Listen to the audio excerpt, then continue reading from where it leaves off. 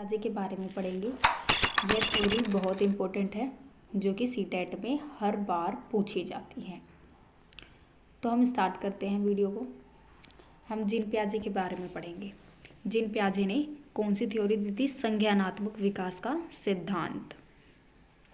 पहले हम जानते हैं संज्ञान का क्या तात्पर्य होता है। संज्ञान का तात्पर्य यह होता है किसी चीज़ के बारे में जानना, कि जैसे आप जान सकते हैं अगर मैम पढ़ा रही हैं तो कैसे पढ़ा रही हैं, कैसी होंगी वो, उनके बारे में जानना, संज्ञान करना, धीरे धीरे चीज़ों को जानना ही संज्ञान कहलाता है। अब हम पढ़ते हैं जीन प्याजे के बारे में।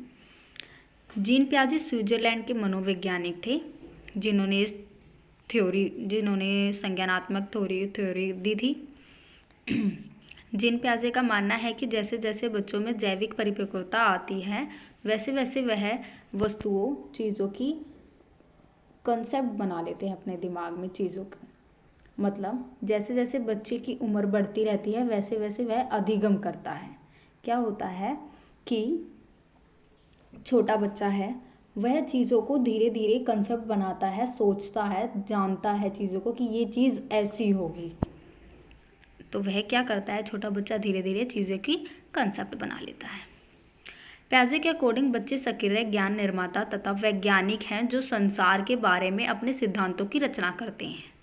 प्याजे का मानना है कि जो छोटे बच्चे होते हैं वह नन्हे वैज्ञानिक होते हैं, क्योंकि अगर वह उनको खिलौना दिया जाए तो वो क्या करते हैं, उस खिलौनों को तोड़ देते हैं, फिर जोड़ते हैं।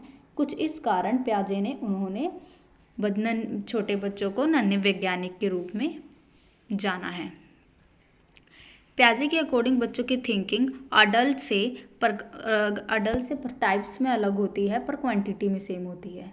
तुम्हारा और मेरा सोचने का तरीका अलग होगा, पर क्या होता है कि जो दिमाग है वह क्वांटिटी में तो सेम होता है, सबके पास सेम दिमाग होता है, पर क्या होता है सोचने की जो विचार होते हैं वे अलग अलग सोचे जाते हैं। इसी प्रकार जो छोटे बच्चे होते हैं या हम होते हैं, क्वांटिटी में दिमाग तो सेम होता है लेकिन उनके सोचने का तरीका अलग होता है और हमारे सोचने का तरीका अलग होता है।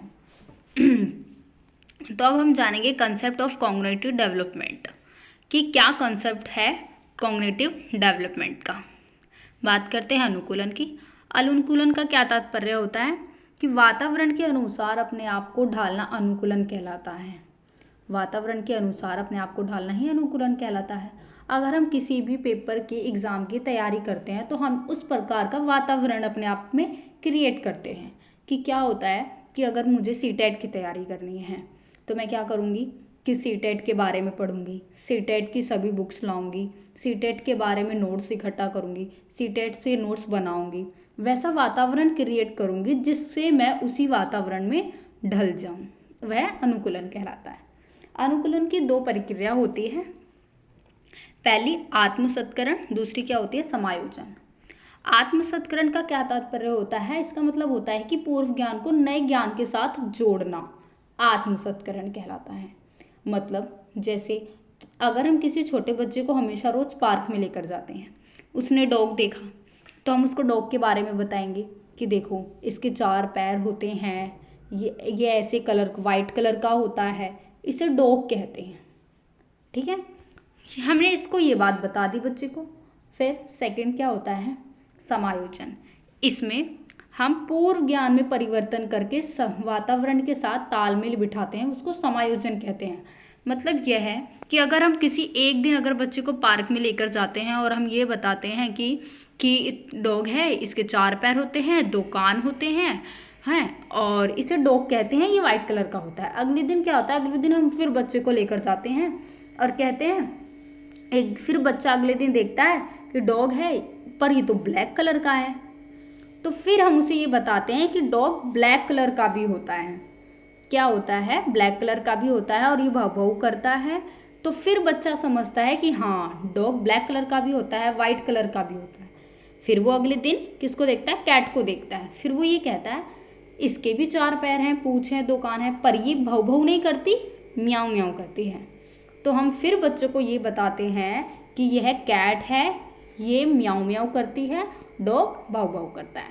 तो ये क्या हो जाता है, इसके साथ हम पूर्व ज्ञान में वातावरण के साथ तालमेल बिठाते हैं जो कि समायोजन कहलाता है। अब हम संतुलन की बात करेंगे। इसके द्वारा बच्चा आत्मसत्करण और समायोजन के बीच संतुलन कायम करता है।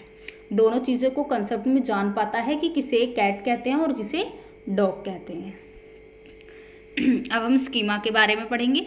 इसका यह तात्पर्य होता है कि जो चीज़ें हमारे दिमाग में पहले से स्टोर होती है उनका प्रयोग करके हम किसी विषय के प्रति कंसेप्ट बना लेते हैं, उसे स्कीमा कहते हैं। क्या होता है, अब जैसे मैं तुम्हारी बात करती हूँ, तुम सोचोगे मैं पढ़ा रही हूँ, अगर मैं तुम्हें नहीं दिख रही मैम कैसी होगी, मैम कैसे पढ़ा रही होगी, तुम जान सकते हो मैम ने पेन लिया होगा, वो कैसे खड़ी होंगी, कैसे पढ़ा रही होंगी, इसके बारे में सोचोगे। कंसेप्ट बनाते हैं, हम किसी चीज़ को सोचते हैं, उसके प्रति क्या करते हैं, कंसेप्ट बना लेते हैं, वह स्कीमा कहलाता है। क्या होता है कि व्यक्ति में यह परिवर्ती प्रतिक्रिया जन्मजात होती है।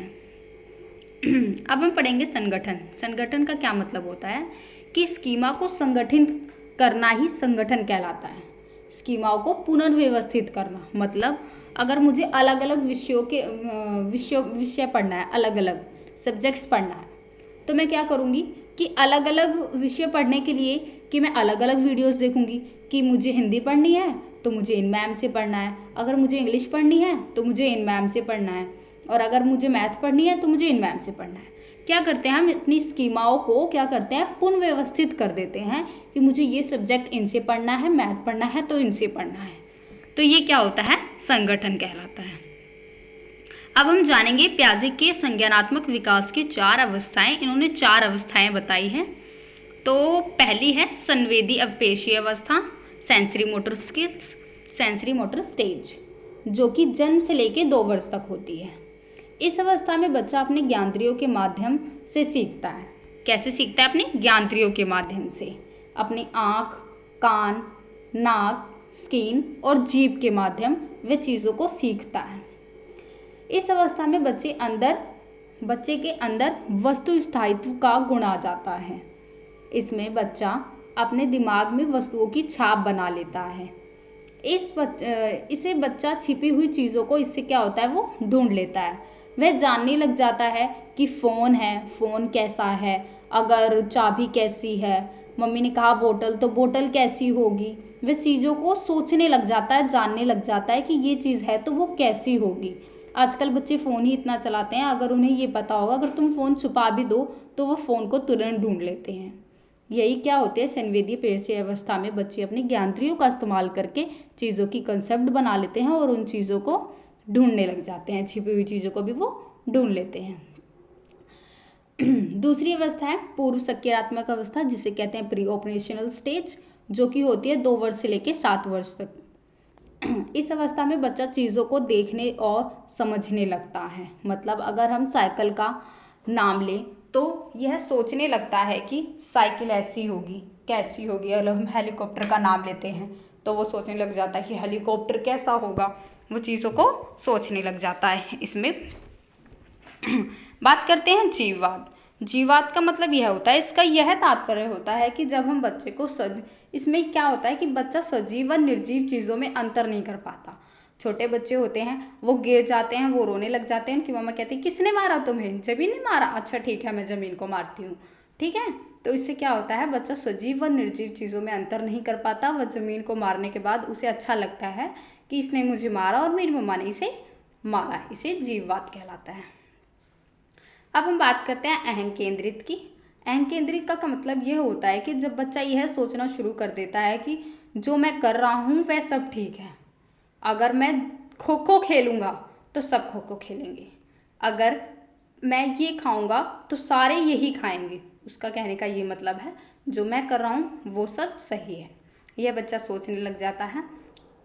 इस स्टेज में बच्चे के अंदर यह चीज़ भी आ जाती है कि बच्चा यह सोचता है कि मम्मी की गोद में मैं बैठा हूँ तो सिर्फ मैं ही रहूँगा और कोई नहीं आएगा, अगर कोई दूसरा आता है तो वो रोने लग जाता है। अब हम बात करते हैं आपलटावी गुण के बारे में। इसका यह तात्पर्य होता है कि बच्चे को ये चीज़ तो समझ में आ जाती है 5 + 4 9 होते हैं, पर बच्चा ये चीज़ नहीं समझ पाता कि 4 + 5 9 होते हैं। इसमें बच्चा ये नहीं बना पाता। अब हम जानेंगे मुद्रा, सल प्रत्यय, दूरी, भार, ऊंचाई की योग्यता आदि के कंसेप्ट की कमी। इस अवस्था में बच्चे ये चीज़ नहीं जान पाते। इसमें ये होता है कि बच्चे को सिक्कों से ज़्यादा महत्व क्या होता है, वह नोटों को नहीं देते, वे सिक्कों को ज़्यादा महत्व देते हैं और नोटों को कम देते हैं।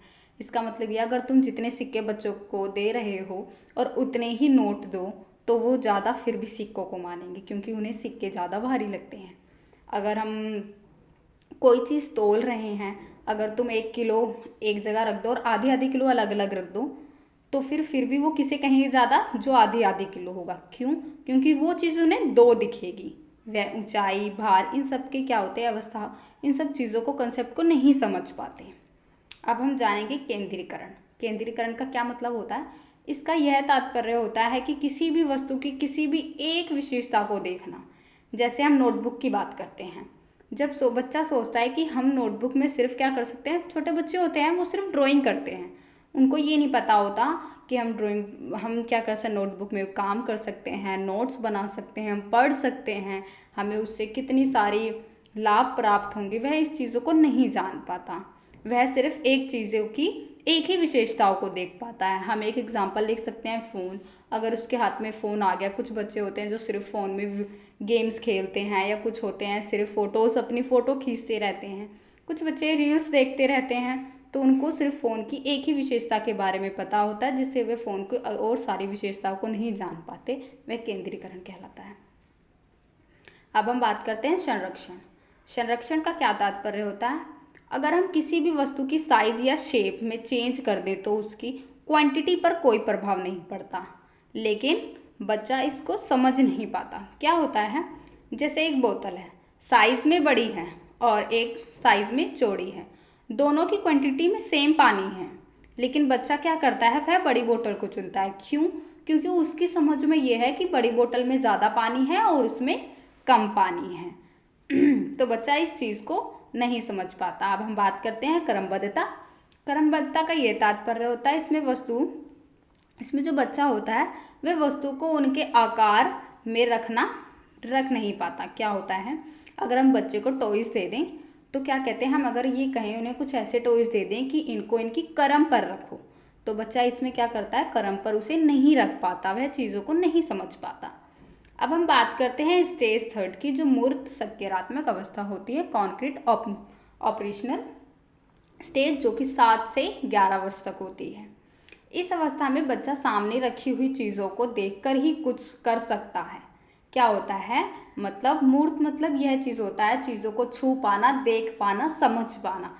मूर्त का मतलब ये होता है, कन्फ्यूज़ होने की ज़रूरत नहीं है मूर्त और अमूर्त में। मूर्त का मतलब ये होता है कि हम चीज़ों को देख सकते हैं और समझ सकते हैं। अमूर्त का मतलब होता है जिसे हम देख और छू नहीं सकते। ठीक है। मूर्त का मतलब ये होता है, ये बहुत इंपॉर्टेंट है, पूछे जाने वाली चीज़ है। काफ़ी बार सीटेट में ये क्वेश्चन आया हुआ है। इस अवस्था में बच्चा सामने रखी हुई चीज़ों को देखकर ही कुछ कर सकता है या उन पर चिंतन करना शुरू कर देता है। मतलब मूर्त मतलब बच्चा जिसे वह छू या देख सकता है, बच्चा उन्हीं चीज़ों पर चिंतन करता है। मतलब अगर मैं तुम्हें पढ़ा रही हूँ और अगर तुम्हारे साथ कोई छोटा बच्चा बैठा है, अगर मैं उसे दिखती हूँ तो बच्चा क्या कहेगा, मैम ऐसी है, मैम ने ये कपड़े पहने हैं, मैम ने हाथ में पेन ले रखा है। मतलब वो मुझे देख रहा है और देख कर मुझ पे क्या कर रहा है, वो चिंतन कर रहा है। इसे ही हम क्या कहते हैं, मूर्त चिंतन जो होता है, बच्चा इस चीज़ों को देख रहा है, समझ रहा है, देख कर मुझ पर चिंतन कर रहा है। ठीक है। इस अवस्था में क्या होता है कि बच्चा जो आपलटावी है, जीववाद है, मुद्रा, भार, संरक्षण, कर्मबद्धता की योग्यता आदि कंसेप्ट को, उसमें क्या हो जाता है, वह इस चीज़ों को समझने लग जाता है। जिसमें बच्चा मूर्त चीज़ों पे चिंतन करने लग जाता है, तो वह इस चीज़ों को समझने लग जाता है कि कैसे मुझे आपलटावी गुण मतलब 5+4 और 4+5 को प्लस करना है। सजीव व निर्जीव चीज़ों में अंतर करने लग जाता है। मुद्रा, भार, संरक्षण, इन सारी चीज़ों को समझने लग जाता है। कर्मबद्धता करने लग जाता है। ये सारे कंसेप्ट व गुण आ जाते हैं बच्चों के अंदर। इसमें क्या होता है, आगमन, तर्कण, ये तो आपने सुना ही होगा, आगमन और निगमन के बारे में पढ़ा ही होगा। आगमन का मतलब होता है इंडक्टिव मेथड। इसका मतलब ये होता है कि बच्चों को एग्जाम्पल से जो क्या होता है, बच्चों एग्जाम्पल के आधारित चीज़ों को समझने लग जाता है। यह भी इसी अवस्था में आता है, यानी जब बच्चा उदाहरण के ऊपर आधारित होकर तर्क करने लग जाता है। अब हम बात करते हैं फोर्थ स्टेज की, जो कि औपचारिक सकारात्मक अवस्था है, जो 11 वर्ष से लेकर 15 वर्ष तक होती है, फॉर्मर ऑपरेशनल स्टेज। इसमें क्या होता है, यह संज्ञान सर्वोच्च अवस्था है। इसमें बच्चा अमूर्त चिंतन करने लग जाता है, एब्स्ट्रैक्ट थिंकिंग करने लग जाता है।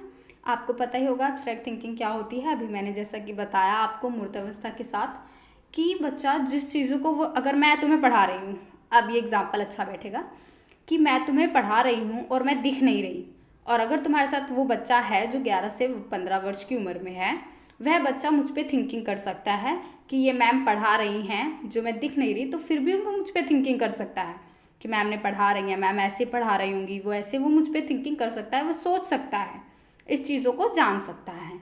इसे क्या कहते हैं, अमूर्त चिंतन कहा जाता है।